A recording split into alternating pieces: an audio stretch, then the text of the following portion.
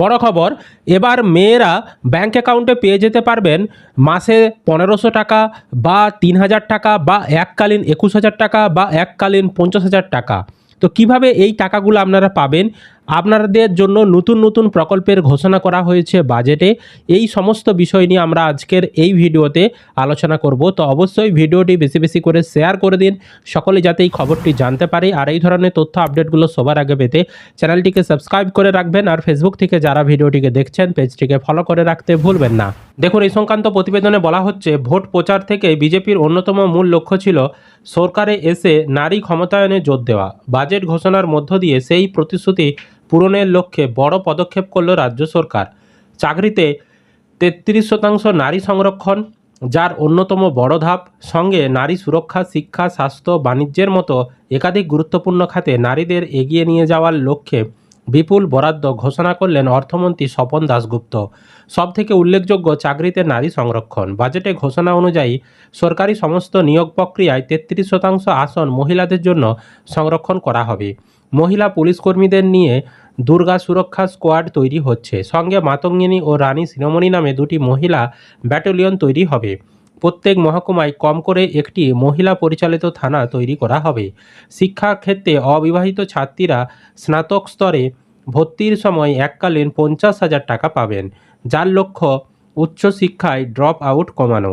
চলতি বছরে যার জন্য বরাদ্দ হয়েছে ১,০০০ কোটি টাকা। এরপরেই মহিলাদের স্বাস্থ্য। আয়ুষ্মান ভারত প্রকল্পে পরিবারের সঙ্গে সেখানে ৫ লক্ষ টাকার সাম অ্যাসুরেড রয়েছে। তো আয়ুষ্মান ভারত কার্ডে ৫ লক্ষ টাকা যে চিকিৎসার বিমা, সেটাও কিন্তু পাবে। এছাড়াও অন্তঃসত্ত্বা মহিলা ও শিশুর পুষ্টির জন্য এককালীন ২১,০০০ টাকা অনুদান দেয়া হবে। মহিলা শিশু বিকাশ ও সমাজ কল্যাণে ৫২,০০০ কোটি টাকারও বেশি বরাদ্দ হয়েছে। এছাড়া হাসপাতালে খাবারের জন্য মাথাপিছু বরাদ্দ বেড়েছে। সামাজিক সুরক্ষার মধ্যে অন্নপূর্ণা যোজনা ইতিমধ্যেই ঘোষিত, সেখানে মহিলারা ৩,০০০ টাকা করে মাসিক অনুদান পাচ্ছেন, সেটাও পাবেন। এই খাতে চলতি অর্থবর্ষে বরাদ্দ হয়েছে ৩৬,০০০ কোটি টাকা। মাসিক বিধবা ভাতা বেড়ে হয়েছে ১৫০০ টাকা। ১,০০০ টাকা ছিল, ৫০০ টাকা বাড়িয়ে ১৫০০ করা হয়েছে।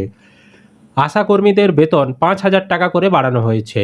সরকারি বাসে বিনামূল্যে পরিষেবা শুরু করা হয়েছে, তার জন্য বছরে ৫৫০ কোটি টাকা বরাদ্দ হয়েছে।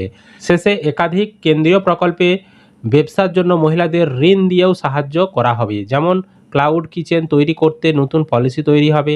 ২ লক্ষ যুবক যুবতীকে ১০ লক্ষ টাকা করে ঋণ দেয়া হবে, যার ৫ লক্ষ টাকা গ্র্যান্ট হিসাবে থাকবে, বাকি ৫ লক্ষ টাকা দেয়া হবে সুদ ছাড়া ঋণ হিসাবে। তো মহিলাদের জন্য এই গুরুত্বপূর্ণ ঘোষণাগুলি বাজেটে করা হয়েছে। এর যখনই আবেদন শুরু হবে, কিভাবে আবেদন করবেন, কারা পাবে কারা পাবে না, কী কী কাগজ লাগবে, সেই বিষয় নিয়ে আমরা আপনাদেরকে ভিডিও দিতে থাকবো। তাই অবশ্যই পরবর্তী ভিডিও আর আপডেটগুলো পাওয়ার জন্য চ্যানেলটিকে আপনারা সাবস্ক্রাইব করে রাখবেন, পাশের বেল আইকনটা ক্লিক করে অল অপশানটা অন করে রাখবেন, যাতে ভিডিও ছাড়ার সাথে সাথে নোটিফিকেশান আপনাদের কাছে পৌঁছে যায়। আর ফেসবুক থেকে যারা ভিডিওটি দেখছেন পেজটিকে অবশ্যই ফলো করে রাখবেন।